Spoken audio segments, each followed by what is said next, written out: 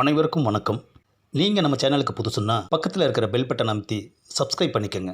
ஊரில் இருந்து வந்து நம்ம பொண்டாட்டிக்கு லெட்ரு போட்டு எவ்வளோ நாள் ஆச்சு.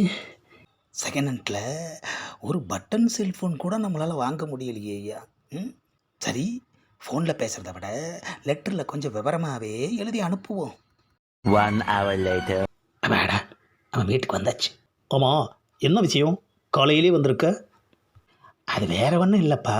வேறு ஒன்றும் இல்லைன்னா வந்த வழியை பார்த்து போயிட்டே இரு. அது இல்லைப்பா, அது வந்து ஆ, ஒரு லெட்டர் எழுதணும், அவ்வளோதான். எழுது. அதை ஏன் வந்து என்கிட்ட சொல்கிற?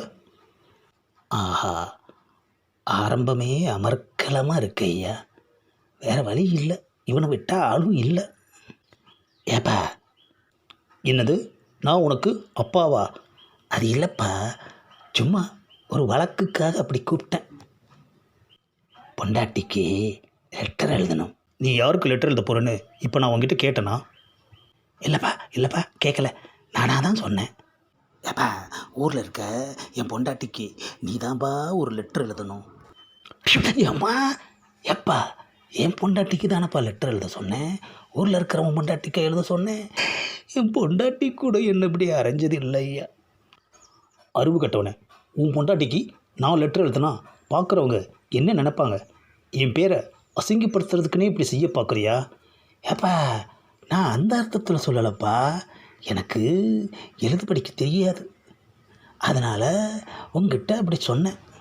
ஏதோ நீ சொல்கிறேன்றதுக்காக ஹெல்ப் பண்ணுறேன். அந்த லெட்டரை இப்படி கொடு. இந்தப்பா. சொல்லு. அன்புள்ள மனைவிக்கு. ஏப்பா முறைக்கிற? பொண்டாட்டியை பிரிஞ்சு இங்கே வந்து 6 மாதம் ஆயிடுச்சு. இன்னும் ஒரு தடவை கூட ஒரு ஃபோனும் பண்ணலை, ஊருக்கும் போகலை.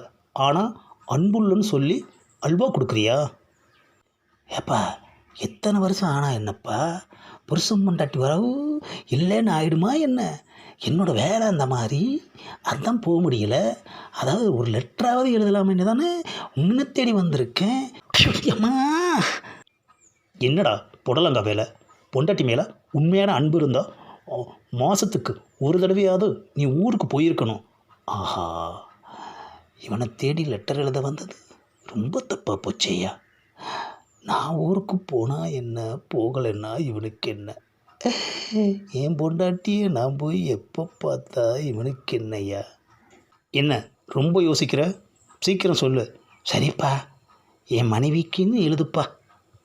இப்போது உன்னோட மனைவி இல்லைன்னு யாராவது சொன்னாங்களா? ஏப்பா, நான் சொல்கிறத அப்படியே எழுதேன்ப்பா. அம்மா, ஏப்பா ஒரு லெட்டர் எழுதுக்குள்ளே அரைஞ்சு இருக்கிற பல்லையெல்லாம் உதுத்துருவ போல இருக்கே. அப்படி என்னப்பா தப்பு பண்ண? நீ சொல்கிறத எழுதுறதுக்கு நீ வச்ச வேலைக்காரனானா? நான் எப்பப்பா உன்னை வேலைக்காரன்னு சொன்னேன்? அப்படியெல்லாம் நான் சொல்லவே இல்லைப்பா. சரி, உண்மையை சொல்லு. லெட்டரில் எழுதுகிற. என்ன அது, உண்மையை சொல்கிறான்?